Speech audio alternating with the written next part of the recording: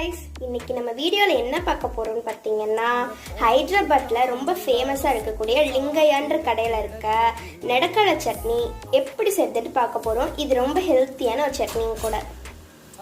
எப்படி செய்யறதுன்னு பார்க்கலாமா? ஃபர்ஸ்ட் அதுக்கு பேன் சூடாயிட்டதையும் எண்ணெய் ஊத்திக்கலாம். நம்ம இதுல வந்து பீனட் சேர்த்துக்கலாம். இப்போ இதை ஒரு தடவை கிளறி விட்டுக்கலாம். அடுத்ததா இது கூட கார்லிக்கும் ஆட் பண்ணிக்கலாம். ஸ்டவ்வை ஆஃப் பண்ணிட்டு ரெட் சில்லி பவுடரை ஆட் பண்ணிக்க போகிறோம், தேவையான அளவு. அடுத்ததா ஒரு சின்ன லெமன் சைஸுக்கு புளி எடுத்து ஊற வச்சு அந்த தண்ணியும் இது கூட சேர்த்துக்கலாம். நல்லா மிக்ஸ் பண்ணிடுங்க.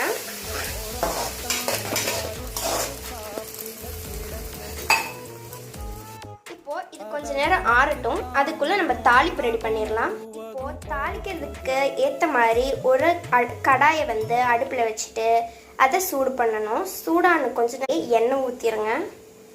கடுகும் சீரகமும் தாளிப்புக்காக சேர்த்திக்கலாம். கடுகு போட்டாச்சு.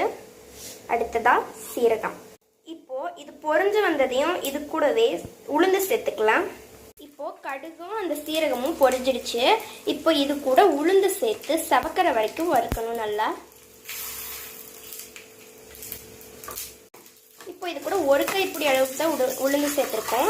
இது சவக்கும் வரை நல்லா கலந்து விட்டு வறுத்துக்கலாம். இப்போ உளுந்துலேருந்து நல்லா வாசனையும் வந்துருச்சு, செவந்துருச்சு.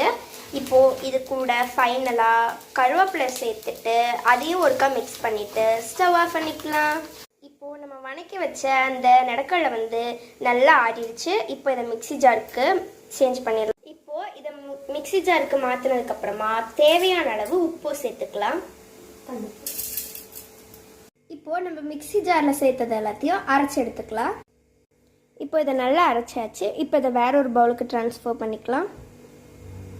இப்போ நம்ம முன்ன செஞ்சு வைத்த இந்த தாளிப்பை நல்லா கொரன்னு அரைச்சி எடுத்துக்கலாம். இப்போ இதை நம்ம கொரன்னு அரைச்சிக்கிட்டாச்சு. இப்போ இதை முன்ன செஞ்சு வச்ச அந்த சட்னி கூடயே சேர்த்துக்கலாம். இப்போ இது ரெண்டுத்தையும் சேர்த்துட்டு நல்லா மிக்ஸ் பண்ணிக்கலாம்.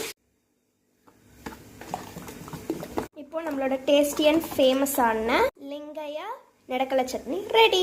இதை நீங்களும் உங்கள் வீட்டில் கண்டிப்பாக செஞ்சு பாருங்கள். டேஸ்ட் வேறு லெவலில் இருக்கும். செஞ்சு பார்த்துட்டு எப்படி இருந்துச்சுன்னு மறக்காமல் கமெண்ட் பாக்ஸில் கமெண்ட் பண்ணிடுங்க. பாய் பாய் பாய். ப்ளூ குயின் கலாட்டா குயின் அனு.